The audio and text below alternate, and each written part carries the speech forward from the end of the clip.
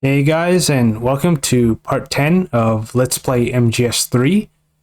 And last video, I showed you all how to give the end a early retirement.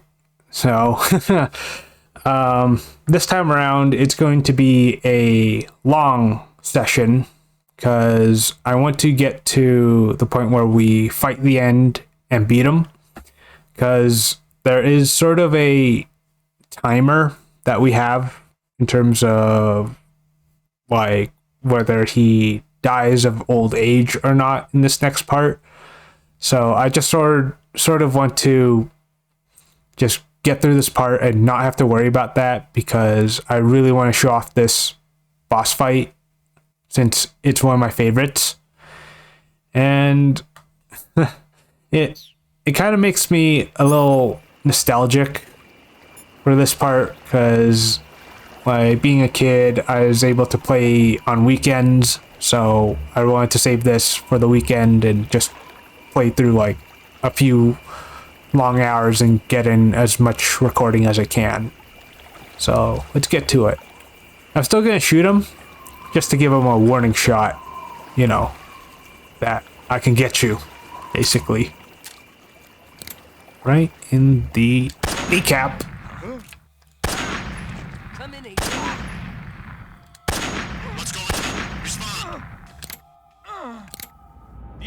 There's something wrong. Support unit, confirm their status. Damn it. What's going on? Respond. There's something wrong. Support unit, confirm their status. Okay, come on.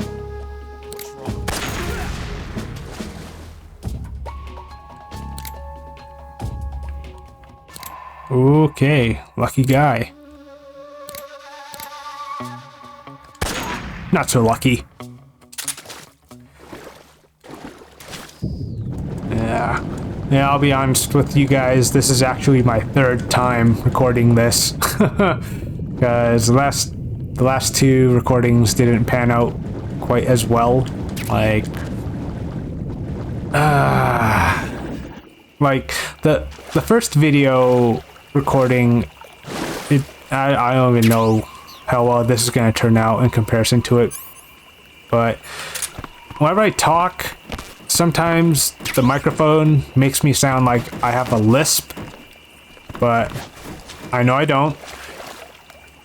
And it also has something to do with the positioning of the mic and probably the way I enunciate, but I'm doing my best to work around it, so just bear with me. In all honesty, maybe I don't know. I don't know if finding a better microphone will help or not, but I'll think about it.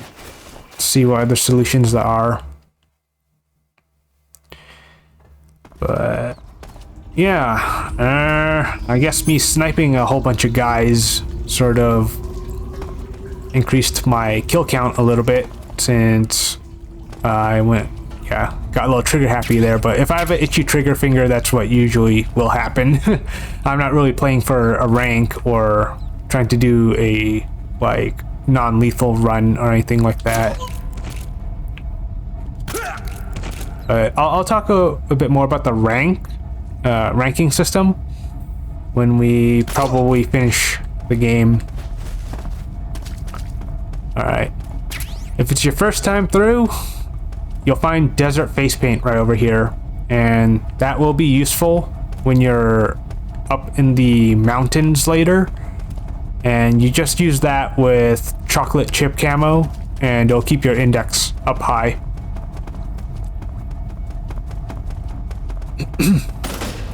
Okay, food storage. Let's sabotage it.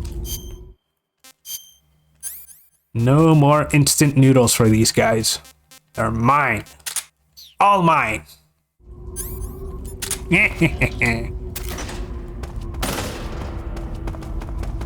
Boop. Okay, so there's another food storage up ahead, and I will blow that one up too. And I'll show you guys how to poison enemies in the game.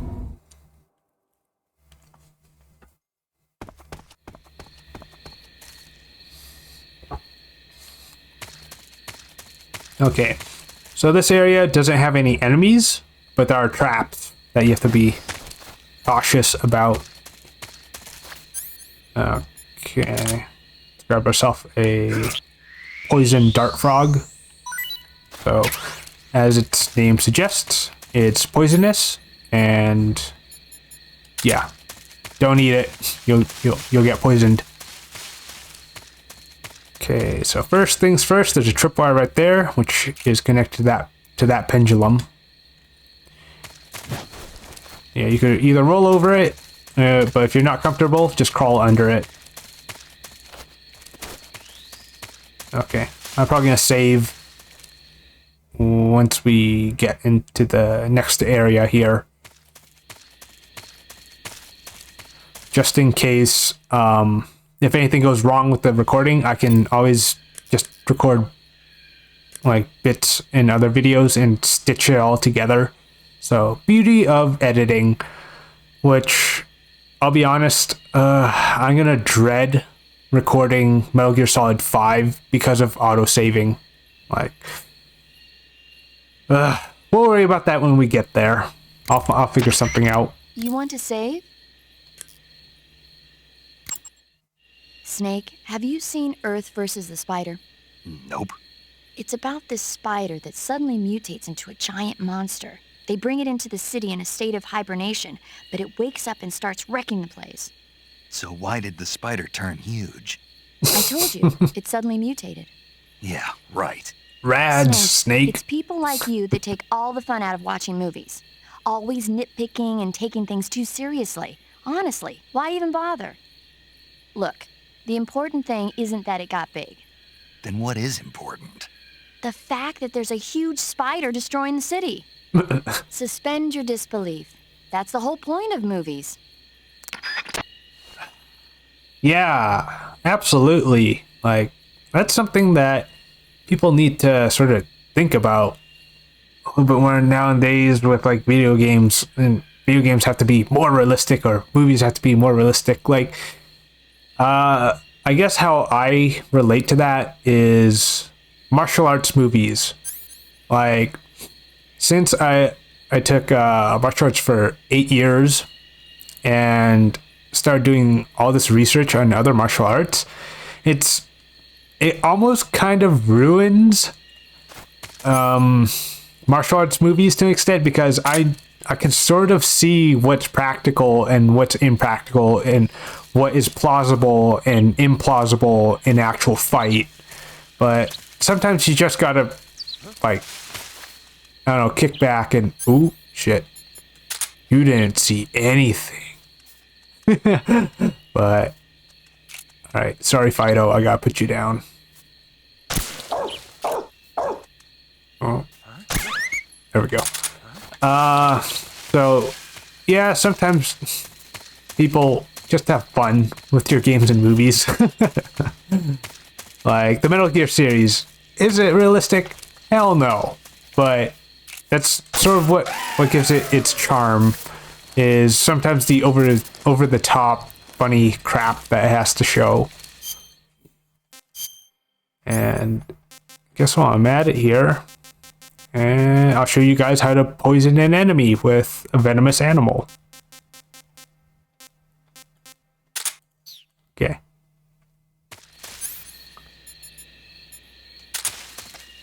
I choose you, Taiwanese Cobra.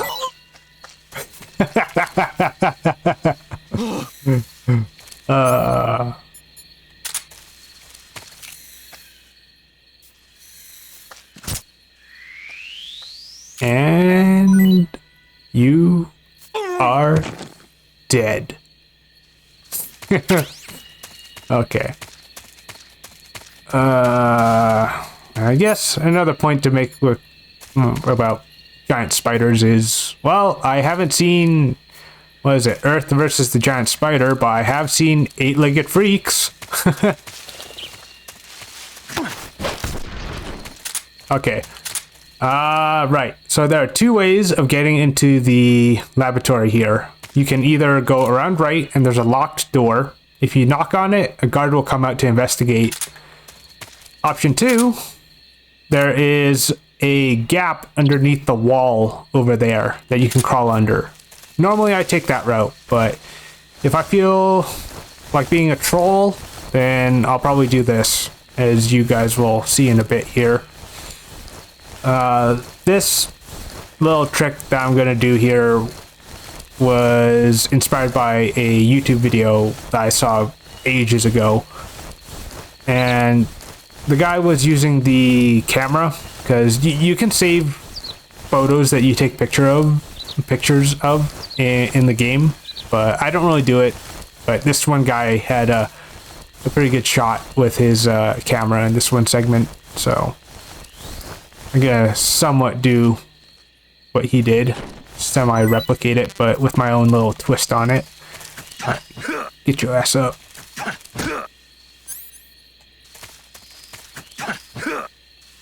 Come on.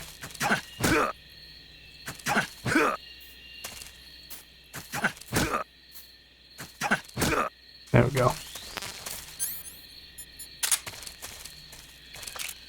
Freeze.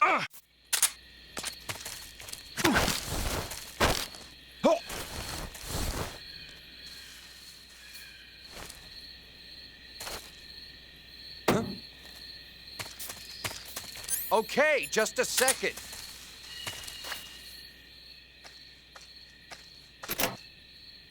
Huh? Surprise!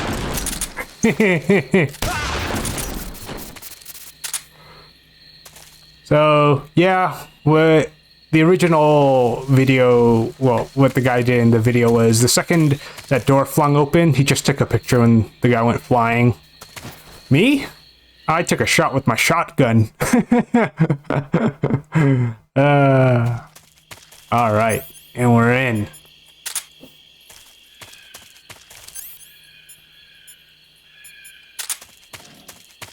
All right, I'm gonna give paramedic another quick call here.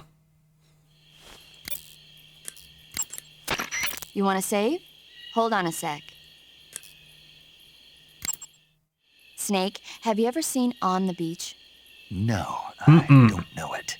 It's about the survivors of the Third World War. The entire northern hemisphere is obliterated in a nuclear holocaust, and it's only a matter of time before the few survivors left in the southern hemisphere are poisoned by the deadly fallout. Their only hope is an American nuclear submarine that escapes to the southern hemisphere. They set out for the Arctic to investigate the fallout. The movie came out in '59, and the year that the war was supposed to happen was 1964. In other words, this year. Nice warning. Let's hope it stays just a movie. Oh, the feeling is mutual, Snake. Okay.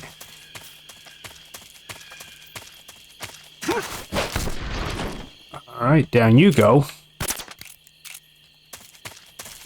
And we're about to pick up another gun here.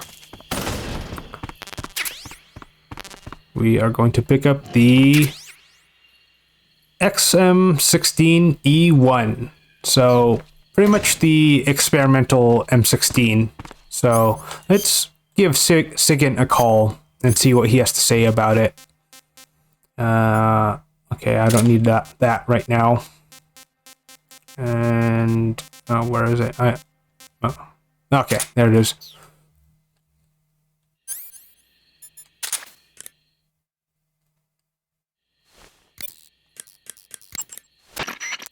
Snake, you've got a... I know. It's some new kind of rifle out of the West. Looks kind of like a black rifle. No, it's not an AR-15. It's an XM16E1, a top-of-the-line rifle that the Army adopted recently on a trial basis. The U.S. military was working on a new concept for a light infantry weapon from the late 40s through the mid-50s. In the end, they decided they wanted a .22 caliber high muzzle velocity rifle with full auto capability. What they came up with was the AR-15, the so-called black rifle. The one you've got there, the XM16E1, is a modified AR-15 that's been fitted with a bolt forward assist. I heard they're doing performance evaluations down in Southeast Asia. So they captured one in Vietnam and brought it here? That's my guess. But that thing looks a lot different from a regular XM16E1. There must have been a gunsmith present at the field test who made all these modifications on the spot. The fact that it's painted in camouflage colors shows that more and more people these days are starting to realize the importance of camouflage. They made it so it takes a suppressor, too. Yep, that's a nice feature to have for a recon unit on a sneaking mission deep in enemy territory. You can attach and detach the suppressor by opening the weapon window and pressing the enter button. Oh, and the firing mechanism's been modified to enable 3-shot bursts. Why the hell would they do that? These days, a lot of new recruits aren't used to firing in full auto mode. They have no trigger control and end up emptying the whole clip at once. Maybe they were experimenting with ways to prevent that and came up with the burst mechanism as a possible solution. Stupid idea, if you ask me. Hey, give it a chance. It might come in handy. Open the weapon window and press the action button to switch between semi-auto, full auto, and 3-shot burst modes. Have fun with that. So, yeah, pretty iconic weapon for this era. And I remember some of the veterans that I spoke to that my dad was friends with, like during the Vietnam War and everything, because they did use that rifle. And I remember hearing stories about, actually, I'm not 100% sure if he was using the M16, but he's telling me that he was target practicing on like the beach and everything with like whatever guns that he had at hand. So I think he might have used the M16. But funny thing is, due to the what is it? I guess pretty much the bullet breaking the sound barrier going over the water, it sort of disrupts like the breathing and the sort of air pockets inside of fish. So he kind of incidentally killed a few of them during the target practice because of the bullets just whizzing over the water. So yeah, that's pretty interesting. And the martial arts that I took, which is Vô Vi Nam, Vietnamese martial arts, there is a excuse me, there is a series and set of techniques that does teach how to use the bayonet with the M16 form of sorts. So I never really got to learn that. I more so learned how to use swords. But okay, 2 ways of getting into the lab here. There's the front door, and there's another air duct that you can crawl into around the corner over there. I usually prefer the front door because if you crawl through the air duct, there's this one damn scientist that always seems to spot me. So, yeah, them scientists be snitches.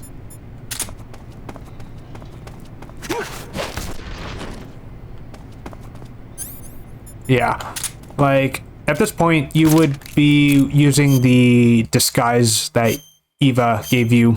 You'd be wearing this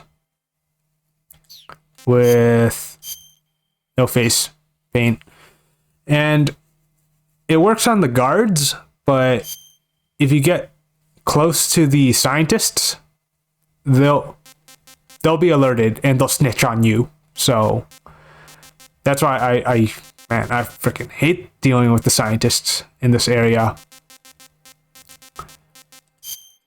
So yeah, I'll just stick to my stealth camo.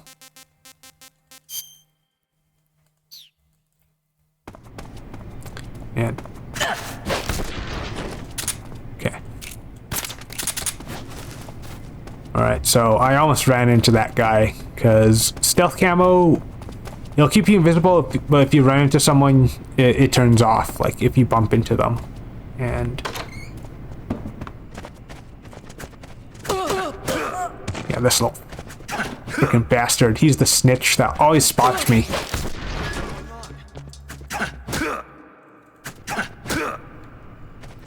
Punk. What's wrong?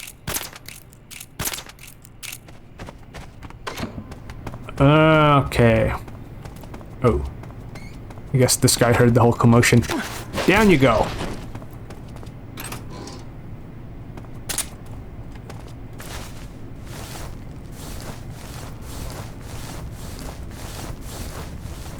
Yeah, it's like we're in high school again, stuffing people in lockers. Okay. Did I say you can wake up? Freeze!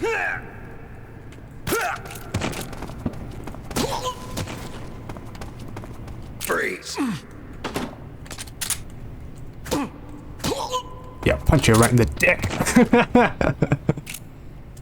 Yeah, one of the best things about stealth camo. Just able to troll guards.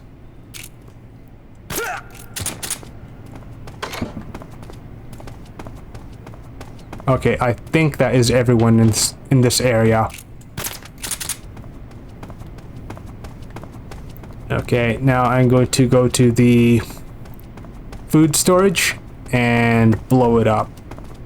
Actually, right before that, I'll point one thing out. So, there is the air duct that you can sneak in from. However, that mushroom right there, it is a unique and rare type of mushroom. It will put you to sleep if you eat it, so I don't really recommend picking it up or eating it, because, yeah, it's not worth it. You'll be vulnerable when that happens. And the only other use for it is if you want to put enemies to sleep, because it will drop a ammo, like pretty much chloroform. That's what it's dropping. It will drop chloroform for a weapon that we'll be picking up in this area. And okay, let's blow this up. There we go. No more instant noodles for you guys. Okay. And oh, right. One more thing is, I'll just briefly show this area because it's not super important, but whoa. So used to. Oh, there we go. Yeah, now we can mess with the enemies because they're hungry. So long. And okay, I got something for you. Okay. So we are in a prison cell right now, and the reason why I show this area is because if what? I thought, okay. Sorry. I thought I didn't pick up the frog, but okay. Here you go. Food!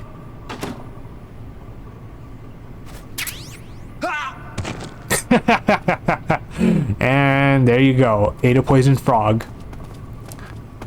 But okay, yeah, the cell here,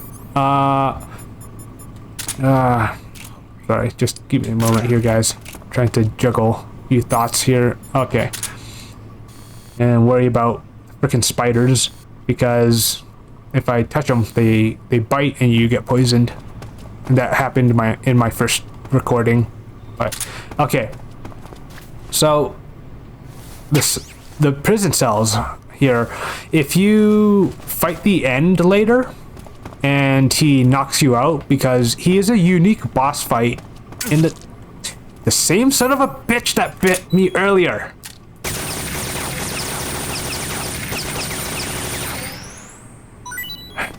God damn it. Yeah, that spider bit me in the first recording, or my first attempt of recording.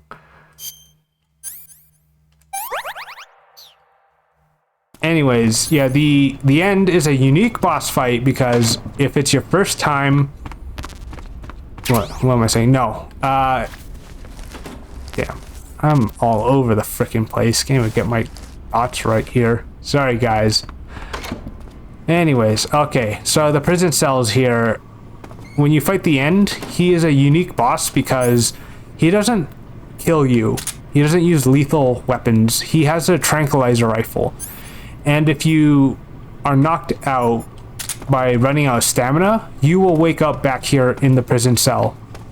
And that will keep happening every time he beats you until either you beat him or if he dies of old age.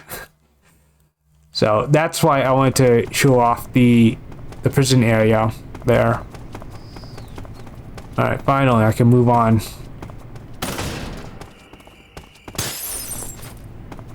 And that guy didn't hear that. Okay.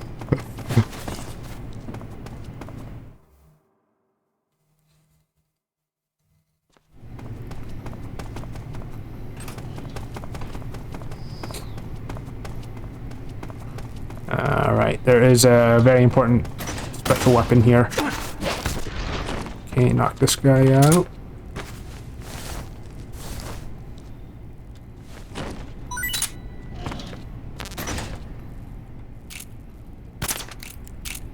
Okay. SIG gas spray. So, or the SIG spray for short. This will be very useful later on, and you'll see what I'll use it for. Essentially, what it does is it's a fake cigarette that allows you to blow sleep gas at people and put them to sleep.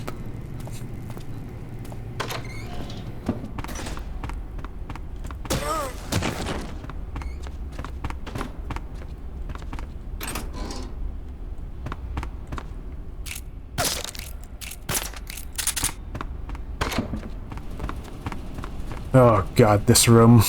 How many times have I had to restart all the save, like, my save file every time I was trying to do a 100% stealth run in this room. And that was the case until I learned a useful trick. If you equip the cardboard box and run straight through here, the scientists, they'll just be confused. They'll be like, huh? What the fuck?